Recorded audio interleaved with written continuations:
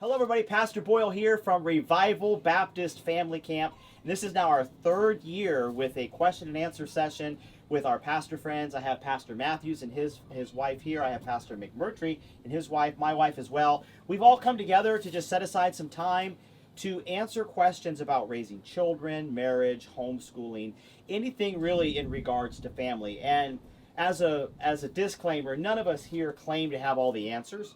We're just here to help give you advice that we have followed, things that we have done, and just help encourage you in your journey in raising your family and guiding your home and things of that sort. So I have pre-submitted many questions here that we're going to just kind of comb through, and I just kind of want to keep it open. So feel free to chime in at any time that you may have a thought. Our goal is just to get as much information to you so that you can process that and make decisions accordingly for your home. So our first question that we have submitted is as follows. It says, as first generation Christians, how do I go about explaining to my family members who may be unsaved what we believe and the boundaries that we set for our family? Also, how do we go about enforcing those boundaries at family gatherings? So this, I think, is a question or a scenario I run into a lot in our churches. We have many first generation Christians who their parents, aunts, uncles, grandparents, none of them are saved or even hold any of those values. So I'll just start Pastor Matthews and we'll just kind of start answering that question. But what would you suggest somebody do, or how do they approach it with their unsaved family? Yeah, so I would say to definitely be gentle with your family. You don't want to burn any bridges, but at the same time, you want them to just understand that you have decided that you're going to serve God in this manner, that the Bible has given instructions on how you ought to lead your life, and you want to abide by that.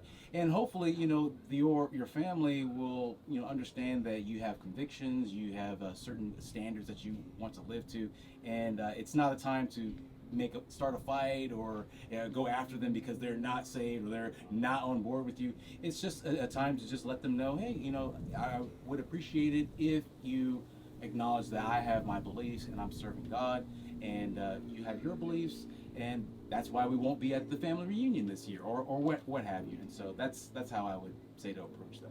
All right. Yeah, I agree. You have to always remember that you're the one that changed.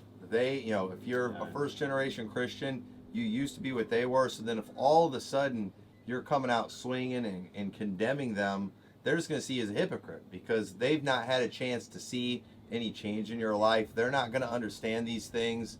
And so I think you ought to be very careful in how you approach that. I think you need to be respectful to them, but ask them to be respectful to you. Also, if you have a history of changing things all the time and getting involved in different stuff, you got to understand, if you're doing the right thing, it is going to convict them. And so there's a good chance they might respond very negatively towards you, kind of testing you. And you've just got to let it happen. You've got to make sure you show them you love them even more than you did before, that you're not trying to judge them, and then you're going to have to prove yourself. And that's going to take time. And there's a good chance they might work against you at first. But just remember, you're the one that changed. You used to be where they were. And so, by all means, stick with these convictions that God has given you, but do it in the most loving, gentle way you can. Yeah, I like what Pastor Murphy said there. Remember, you're the one that changed. There's nothing worse than trying to help someone who got saved. And by the way, you should have convictions, and you should have standards, and you should be separated. But you can't require your unsaved family to live by your newfound rules and guidelines. And so remember, those are standards that you have for your home. So one of the big ones I run into is alcohol. Like, if the family reunions have an alcohol, we won't be there. Well, you can't ask that your unsaved family all become sober and no longer drink anymore. But you can say, hey, could you at least refrain while I'm there, and then I'll leave early, and then you can't ask for them to become something that you all of a sudden have become. So find ways to not ask them to stop these actions or change their behavior as much as just accommodate, hey, while my kids are around, I don't want them to hear swear words. I don't want them to see drinking. Could you at least help me out with that? And then when if let's say swear words and they slip up, understand there's a difference between a slip up and someone trying to intentionally corrupt your kid. If your uncle slips up and says a swear word, oh, I'm sorry, don't go in fight mode. Like, you know, Right, it's right. different than if they're just doing it to, and you'll know as your family, they're your family. You should know. And so I just encourage you to be patient with them. Don't burn any bridges, as Pastor Matthew said. Too many people have done that. They get saved and then they excommunicate any family member for the silliest reasons. I mean, just things that you'll go to a restaurant and watch everybody in that restaurant drink alcohol, and you're not going to excommunicate them, but you'll do that to you'll live in a wicked world, but your family messes up in these little areas. So, no, we're not saying don't have standards. We're just saying keep them in perspective and be very delicate when you're handling them. Remember, it might be your parents you're dealing with. They're your parents. And it's going to be hard for you to teach them anything. Now, this is kind of a sub question. The other alternative is, how would you handle someone who is deceiving? Like, let's say you set boundaries and you catch them behind your back. Like, I could think of one where they said, hey, we want our children to wear skirts, our girls to wear skirts, and then the grandparents mail the kids pants for Christmas. You know, so now you got to open up the presents before the kids open them, and then whenever they're getting together, they would show them pictures of their parents in pants or her mom in pants, saying, "See, your mom used to." So how would you handle that versus, you know, the innocent family, just that's who they are, versus a maybe more cryptic, sinister, trying to corrupt your family? I think there'd be two different approaches, right? Yeah. Well, that's when you need to take serious action, when they're trying to undermine you Right. with your kids. And there's a lot of lost people who they don't agree, but they'll be respectful. Right. They're concerned about that, and that's how it should be. But when they're undermining behind your back, that's a scary situation. That's when I think you need to do something. And I've known situations like that where parents didn't agree with how or grandparents didn't agree with how their grandkids were being raised, and they would ask the kids, hey, you know, do you guys want to watch this movie? You know, do you want to go and do this? And that's super wicked. And yeah, you shouldn't let anybody do that to your kids. Right. Yeah. As far as the mail, receiving mail and packages, actually, I look at the mail before it even gets to the children. You know, we'll receive mail from family, and a lot of stuff gets intercepted and discarded because it's not appropriate. It's not how we're training our children, and so therefore it does not belong in our house. And so, you know, whenever grandparents or, you know, in-laws, they want to give those types of things, just say, well, hey, we have standards, you know, and we don't have to go to the children and tell the children, hey, yeah, we just got rid of that. We'll just, you know, I just make sure I'm the first receiver and the first responder of that item, and the children don't have to know. I mean, yes, we guard our children. Yeah, Right. we protect our children from things from the mail packages, and so. So yeah, I'm completely okay with you taking the mail, looking at it. Okay, is it good? Is it bad? And making a decision. So.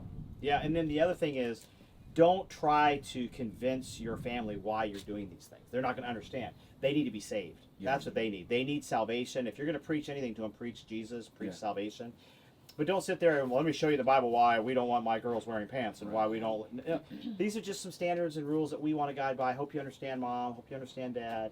You know, and leave it very light and vague. And if you're going to go deep on the salvation. Try and get them saved. The natural man receiveth not the things of God. They will not understand no matter how many times you explain. And you'll get frustrated trying to explain why you don't want your kids around alcohol, why you don't want them around swear words. Just keep it, hey, this is how we want to raise our kids. I know it's a little different than what you did. We love you folks. We want to be there for the family reunion. Could you hold off on the alcohol for an hour? We'll come in, say hi. We'll slip out. And then you guys don't ask them to completely do away with anything. Let the Holy Spirit do that work. Work on salvation, but it's not your goal to convince your family that your standards are good standards. All right, so that's my thought there. The second question, completely different, would be in our own homes. Should you do family devotions, and if so, what would be the best method? I would say yes. It would be great to go through the Bible and go through simple stories that you're familiar with. I mean, David and Goliath.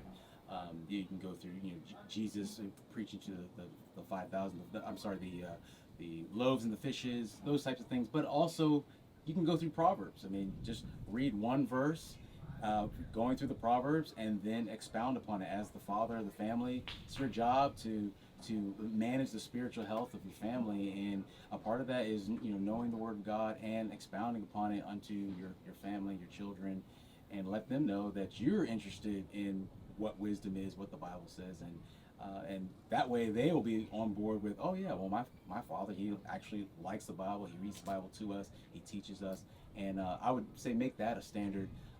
As far as curriculum, I don't know about any other curriculum besides the Bible when it comes to devotions, but yeah, stick with the Bible. You can start with Proverbs. That's a great place to start.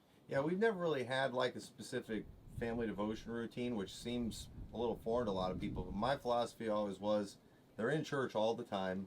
They're being homeschooled where they're doing Bible stuff throughout the day in school. And so, if I was going to do anything with that, it's something I would make sure it was something that was fun and extra. And you hear some people act like you got to get those family devotions in every night, and that can become kind of a burden. It can become a routine, and you want things in the Bible to be special.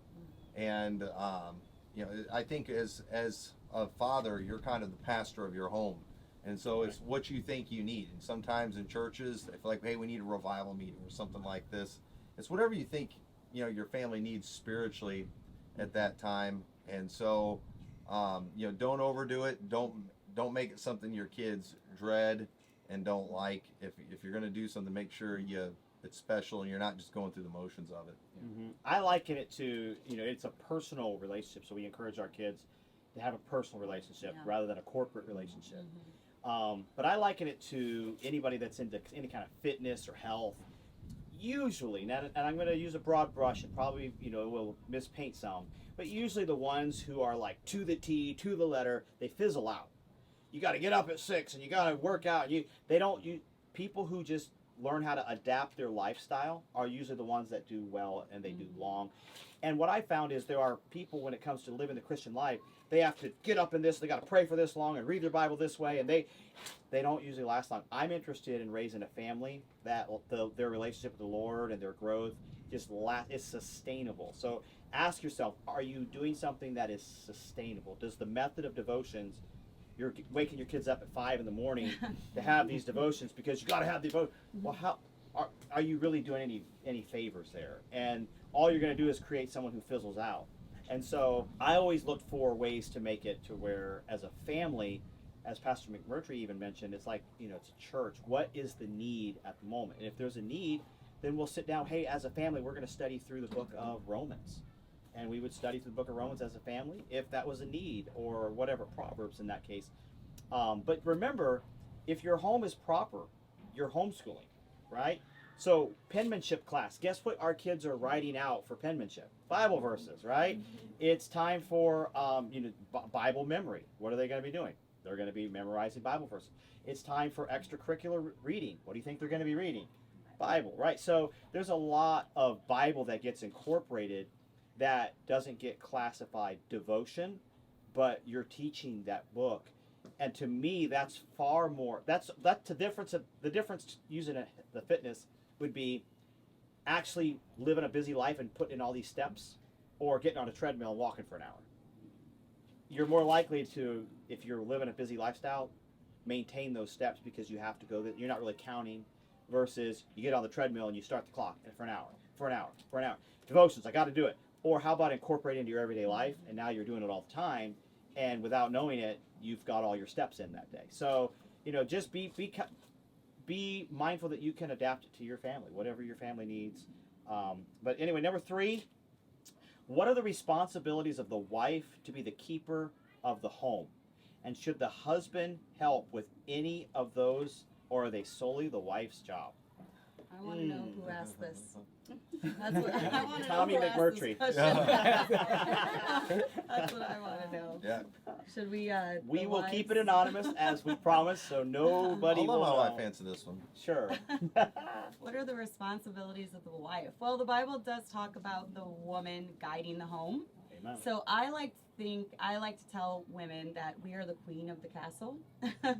And so that just, the home, how many times have you done dishes since we've been married? I 30 don't. or 40. I don't even think I can count on one. 30 hand. or 40. No, I don't even think I can count on one Does it hand. count if you clean off a spoon before you eat? No, not how many ice dishes cream? have you washed. How many Yes. times have you done the Oh, okay. I lost track. It's maybe 4 or 5, and it was at times when I was like near death. So all that to say, I've always looked at it as I counted a privilege as being a stay-at-home wife and mom. I counted a privilege. He's worked very hard. At times, he's worked 2 jobs, 3 jobs to keep food on the table and the bills paid so I can raise our children. So for me, I accept all the responsibilities of the home. Now, if there's ever been a time where like my back was out and the kids were younger, since our kids are older, they've taken over a lot of the home responsibilities. And that's our job, I think, as wives to delegate different responsibilities. But, you know, he'll step up when he sees I'm in dire need of it. But overall, I run the home. I make sure the meals are cooked. I make sure it's kept clean. I make sure the laundry's done. And it works really well for us. He pretty much does the yard work at our house. And that's it. All the other responsibilities are delegated. But once again, it's because I see that as a privilege. Yeah, I make my wife do the yard work too. So Well, that's and how the we thing go. about, the thing is too, she's the one that's in the house all day, taking care of all that stuff. And so obviously, I wouldn't even really know where to start and what to do. No. When it comes to a lot of that. And frankly, if I'm around the house too much, I kind of create more work. He does. than I anything. prefer him working and we having our schedule, us having our schedule, and it flows better that way. Definitely for us. Yeah. So, but at the same time too, while certain things are definitely her responsibility, it doesn't mean a guy just can't do it. There's Right. going to be situations sometimes, and I've known of situations where a guy felt like that's his wife's job, and it was, but she had like had a baby or was sick or something like that, and it's just like I should not have to get up and get this bowl of ice cream for myself. Wife, you do that. Then he's That's just your being job. a jerk. And it's just Does like, it need dude, berries in yeah, it? yeah, you're just an idiot. It's okay if a day comes where you actually make your wife something, because she went through the pain of bearing that child. And so at the end of the day, it's about actually caring about your wife and loving your wife. And Right. a lot of guys, let's just face it, and they're getting married so they can have a full-time servant That's true. on hand. And that's it. So. Yeah.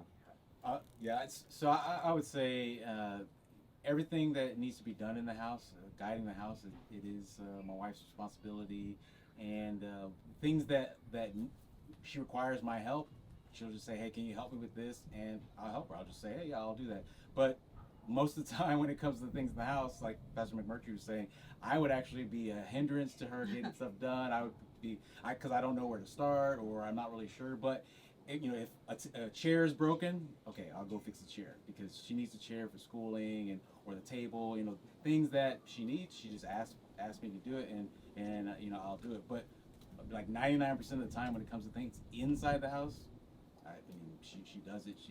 She loves doing it, and I like that too, because there's other things that I have to do. I do most of the work outside. Well, teaching the boys, now the boys do a lot of the work outside. But at any rate, the responsibilities, they really are on my wife, and I don't have to command her to do anything in the house. She wants to do it, and people get hungry in the house, so she makes food. Clothes are dirty, so she washes the clothes.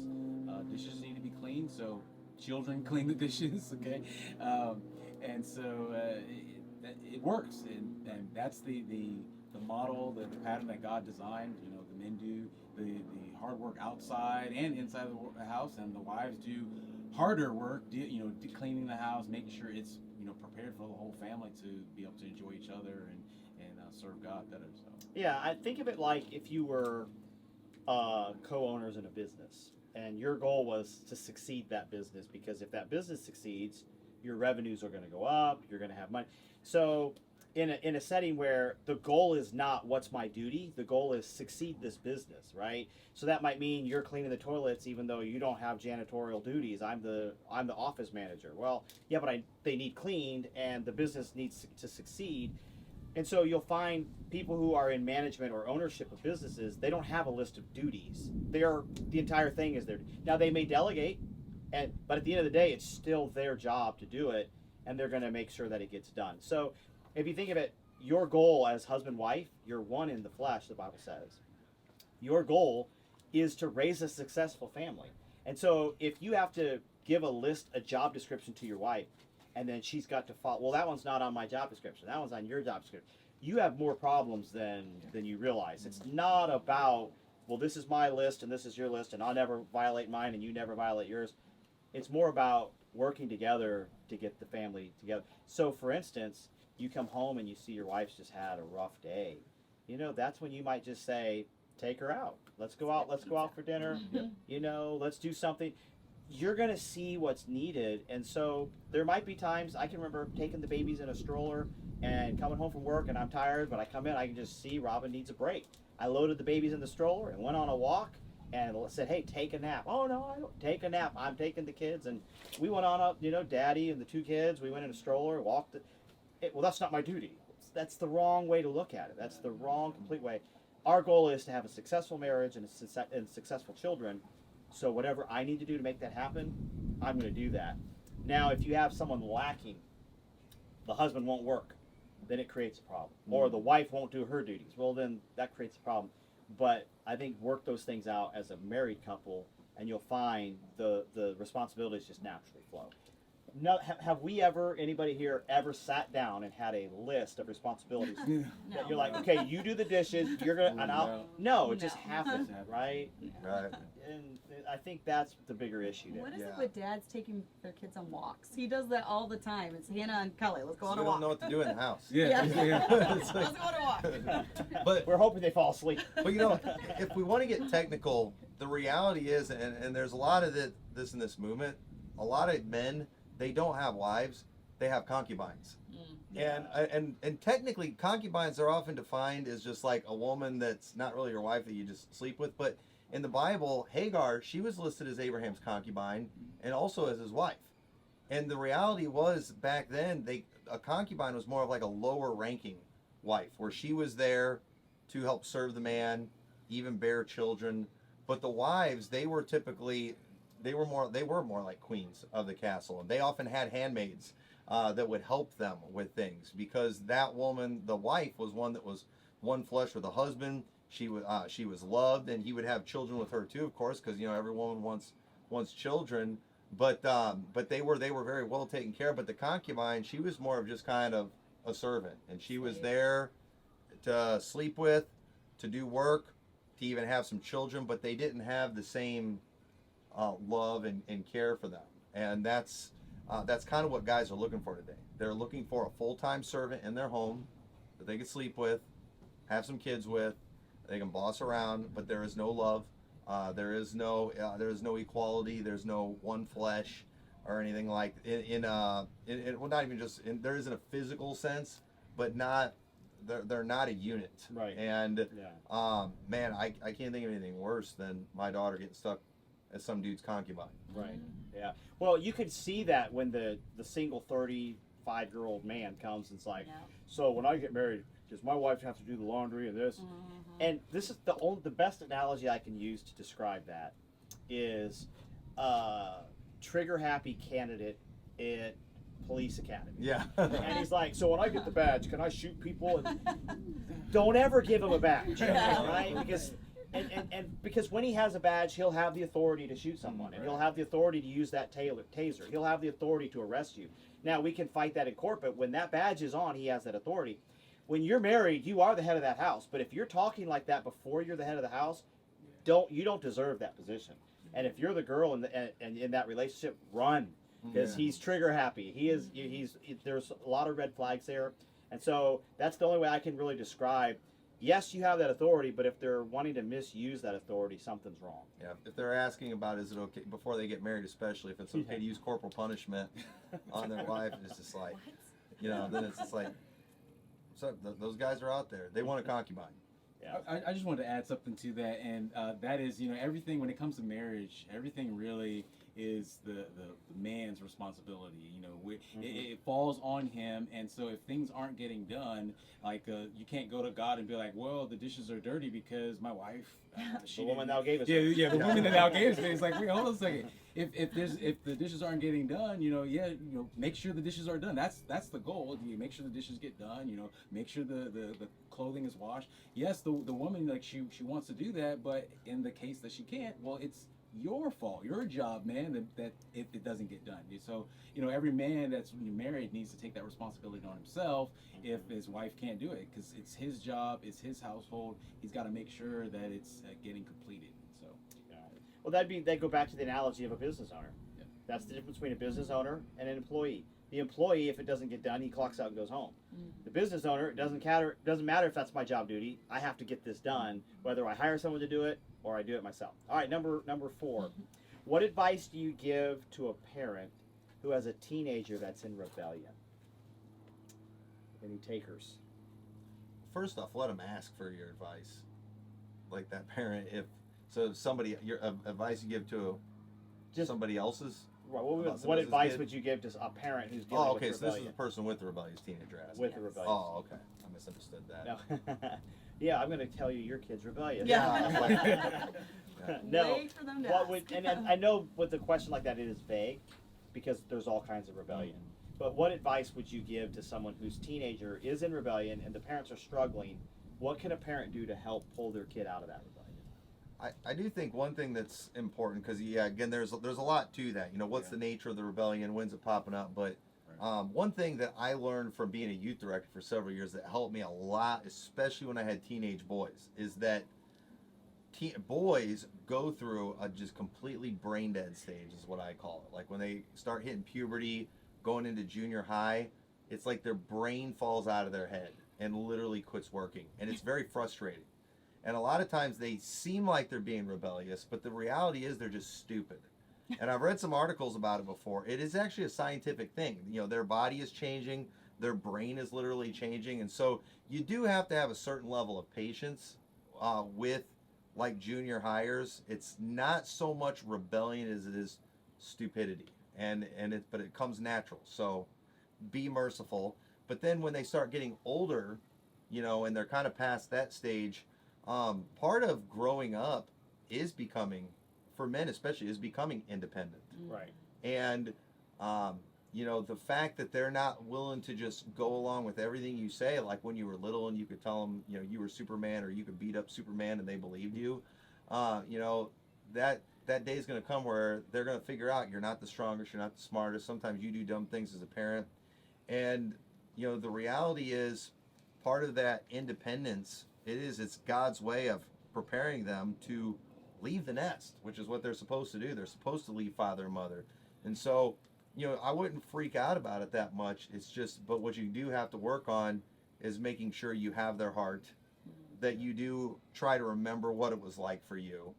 And, I remember when I hit a certain age, I started butting heads with my dad for a lot of stuff. And Until you got married. yeah, and then I got married and, and Calm down. and it just, it changed everything. It was just, it's like nature's way of preparing you to leave. So there's a lot of stuff that's kind of considered rebellion that's pretty natural stuff.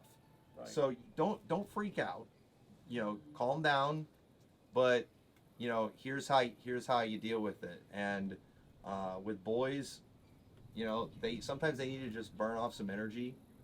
And if you've been having him playing video games all day and eating ice cream and drinking soda, he's going to have some behavioral issues, and he's not going to listen to you when you tell him go to sleep.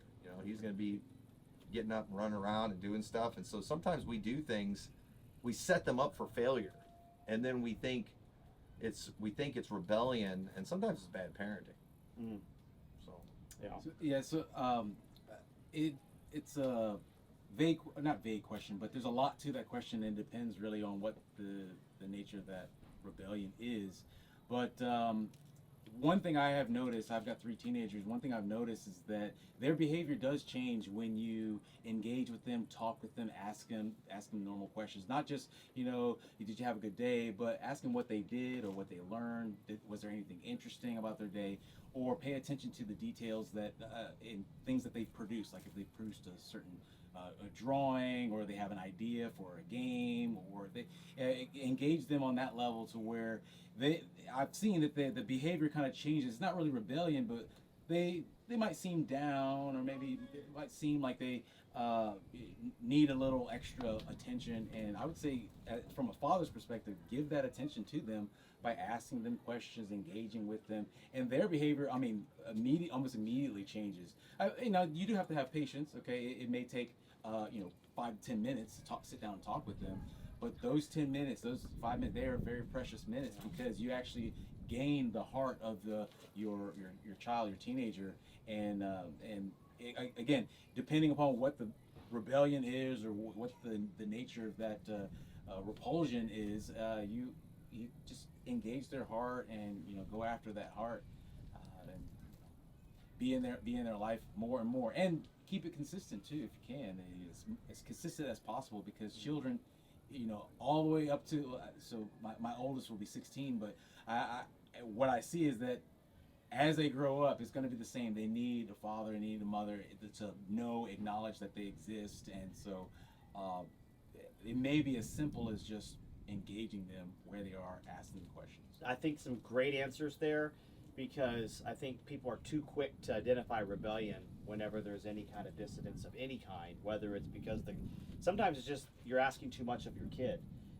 Think of like in a toddler setting where they're tired, and so they start getting fussy. They need a nap. They don't, spanking's not going to get rid of that. Right. You've asked too much of your kid. They need a nap. And so make sure before you identify it as rebellion that it may just be they need some attention. It may just be that they're just starting to get a little bit independent, and you want your kids to be independent. I have 6 boys. I'm raising 6 people to be young men. And with that, it's going to come the responsibility of making their own decisions. But I also reserve the right to come in and veto any one of them.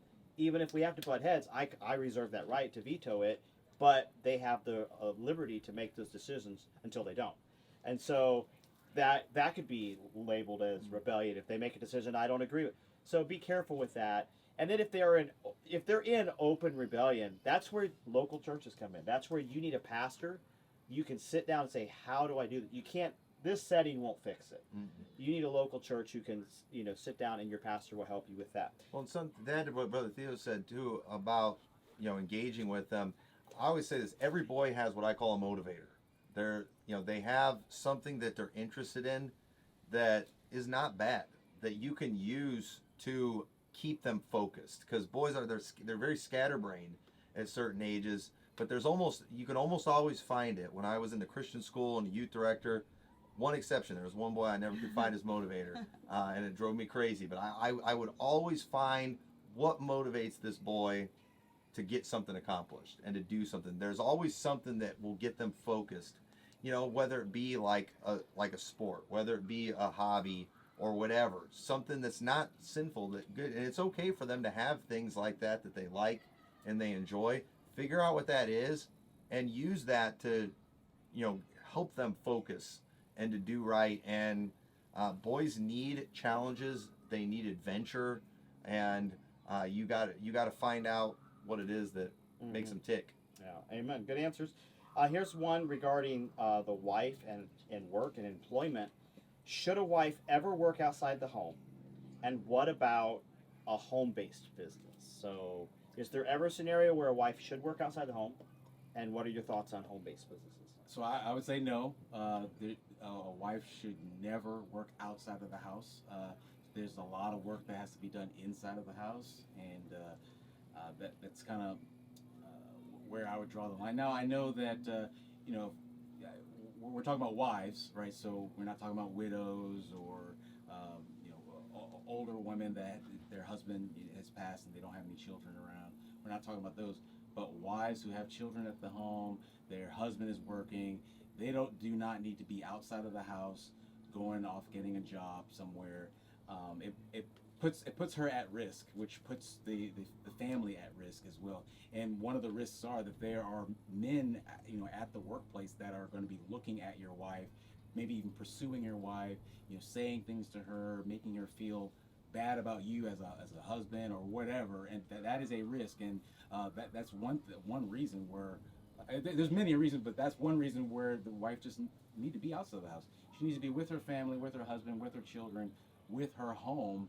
And as far as raising the children and guiding the home, she can do that from the house, inside the house. Now, a home-based business, I mean, that's a different story because the business is in the home. I mean, if she makes dresses or makes quilts or makes whatever she does, she can do all of that work from the house in addition to all the other work. Like if she has time or she can fit that in. But I would say, yeah, a home-based business that she can add to all her other responsibilities. I think that would be great. But definitely don't get in the situation where you're like, oh man, we need a lot of money, so you got to go work or do something. No, that's the man's responsibility to make sure that there's money, to make sure that food's on the table. If the man decides it's okay for his wife to work, or she would like to exercise her skills in another area, yeah, I think it's fine for her to do that at home. Yeah, so for my wife and I, when we first were dating all the way up till the day we were married, she taught at a Christian school. And I had informed the school, hey, at the end of the school season, we're going to get married. She's not going to come back to teach. She's going to be a stay-at-home mom. And they, in a church setting, they'd never heard of that before. Like, what? A wife stays at home? And so, which was a shame, that we had good people, Christian friends of ours, accusing my wife of throwing away her degree because she's going to stay at home. Their priorities were mixed up. But anyway, long story short, they asked if she could be a substitute teacher on call when needed. And I told my wife at the time, I said, look, if you want to go and teach at the school because you want to go teach, I have no problem with that, but it's not a clock in, clock out. It's when you want to. So if they call up and say, hey, our teacher didn't show up, can you come? You will have every right to say no. And it kept her busy. It kept her doing so. I think sometimes our wives cannot do anything. If they have a hobby or something, and there's not a thing wrong with it. So this is what I did to make sure I didn't violate the fact that I became dependent on her income, because there was a little bit of money that would be generated, is anything she made went only into her purse. So that way the light bill was not dependent on, I got to work, I don't want to, but they need me this week. And there was zero pressure to go work. There was zero pressure to go to school. She absolutely could say no, or, yeah, I think I would go in and fill in for you for today. And, she had done that for many years prior, so she liked it. But I think one of the key things about the structure of the home is they're not built to handle the stress. They're not built to handle those positions. So if you can alleviate that, that's where a home-based business, as you touched on, could also be potentially damaging in the fact that it becomes part of the income that you're relying on. Now she's got to make so many Etsy crafts, or she's not going to be able to pay her bills. Well, no. If you're going to do a home-based business, that's great, but that's not the breadwinning for the family. That's your personal money. That's your yard sale money. And that will help, because the point isn't keep your wife on a leash. That's not what it's about. She's not to bear those responsibilities. That's your job. And so you can create ways where your wife is still able to keep busy, keep an active life, but she's not on the workforce, and she's able to do things, and maybe through home-based businesses earn some discretionary spending that she can do or not do based on her whim. Yeah, I wouldn't go as far as saying that I would never let her work outside the home. I just think, first off, priorities. The priority is the home, taking care of the kids, the homeschooling, all of those things. I personally, and I agree, you never want to get dependent on the wife's income that she's making. That's just a bad idea. A lot of times when couples first get married, they both work, when there's no kids.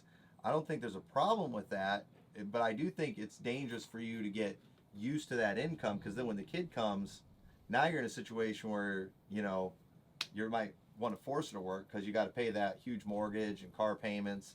And so you never want to ever plan on or depend on your wife's income.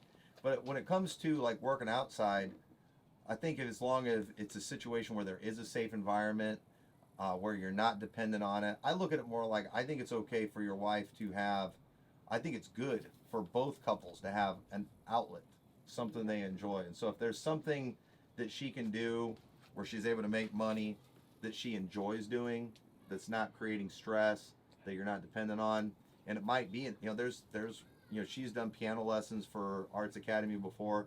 That was something she enjoyed doing and made a little bit of money. But so I won't go as far as saying don't ever let her do that. I would let her. You're the one who told me. Yeah, to I was apply. I was one that got the idea. I Yeah. heard they needed it, and I was like, hey, you should do this. You would enjoy this. And I looked at it too as a break for her. And it was. Because I was like, if she was able to Great. leave the house for a few hours in evenings and go make some money, she would enjoy doing that. And well, it's doing something I love, which yeah. is teaching music. yeah, So, and yeah. and so I knew she would love it and it would be a break, and I was willing to, you know, sacrifice that time because our kids weren't as old as the time, and I'll watch them while she does that because, you know, it's enjoyable. But like, you know, guys, maybe your outlet's hunting or golfing or something like that. Well, if it's not a sin to golf or hunt, but if you're failing in your main responsibilities so you can do those things, then it's wrong. And I will say, many women are failing in their responsibilities because of jobs Right. and things. But if you're able to make it work somehow, I don't think it's wrong to do that. Just keep your priorities right. Yeah, and then in a scenario where the wife is doing some kind of a hobby that generates money, the husband would be able to have the authority and should retain that to dismiss it any time that it becomes stressful. Yeah. And if it's a They- compromising Yes, situation. if it's compromising the home, hey, no, or the wife, hey, no, and you know, maybe to her kicking and screaming, no, I like it, no, this is an executive decision, we're reining this in because I can see it's consuming you, and so but the husband, we don't ever get the wife to say, hey, honey, your job's weighing too much on you. You quit your job, stay. You're like, no, you have to go to work. Mm-hmm. That is your job. That's your responsibility. So some different answers there, and you'll notice that there's a family structure, and it's being applied based on how can I obey the scriptures, and it make it fit my family. And so that's important. Here's another question: what should you do if your spouse is depressed? And that would be either husband or wife, I guess. But if your spouse is depressed, I mean, I could maybe answer from the husband's point of view.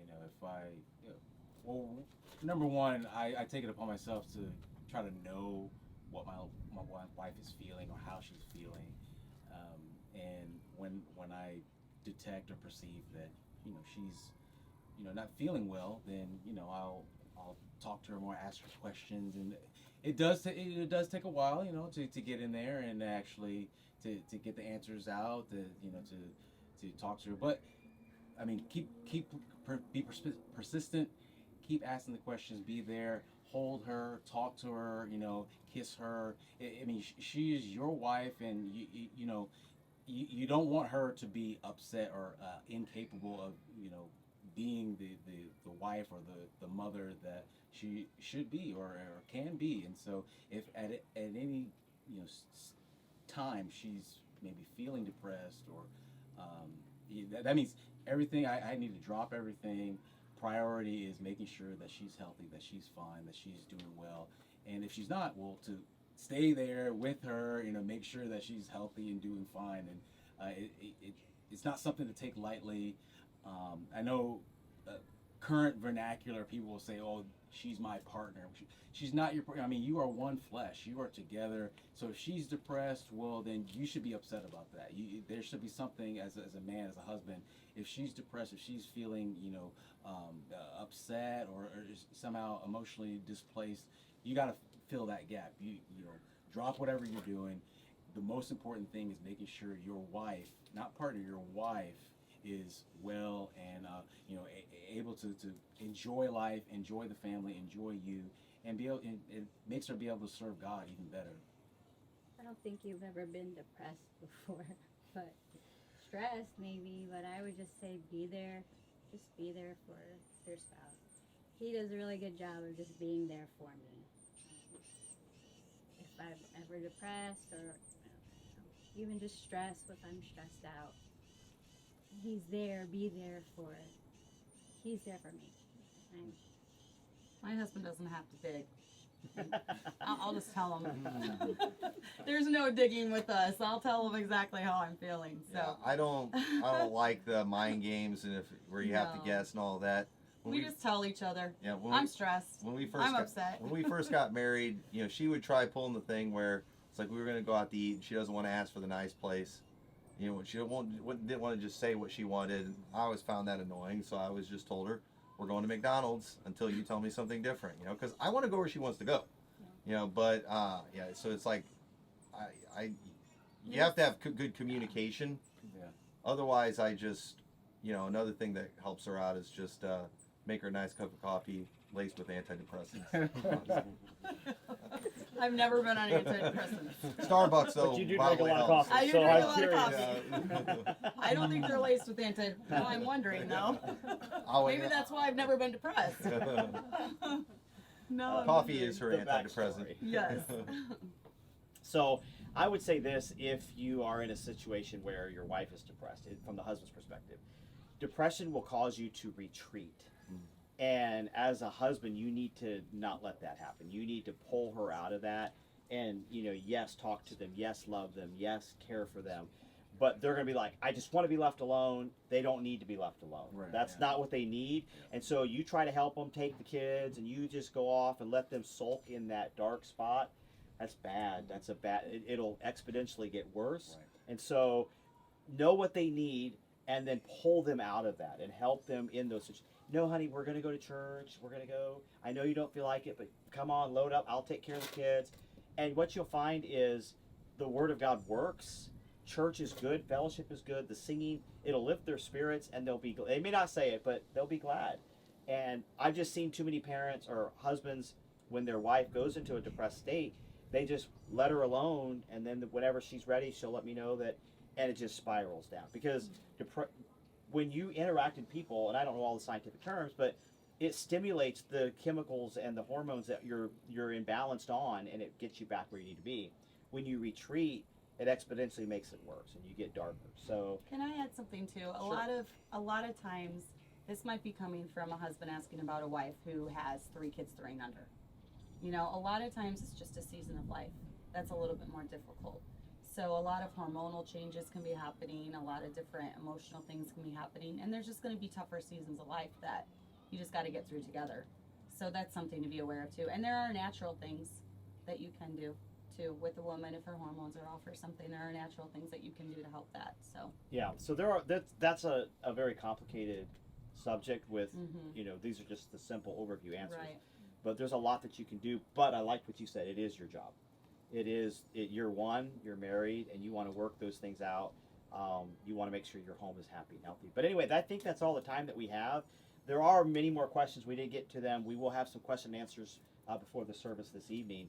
But we're so thankful for you. We hope that you watch this. You can leave comments on more questions that you may have that we'll get to for sure next year. But maybe even before then, we'll be able to upload some things. But thank you so much. We will go to chapel here in just a moment and have a service. I see Pastor Knickerbocker just walked up. You'll be hearing from him here in the evening service. God bless.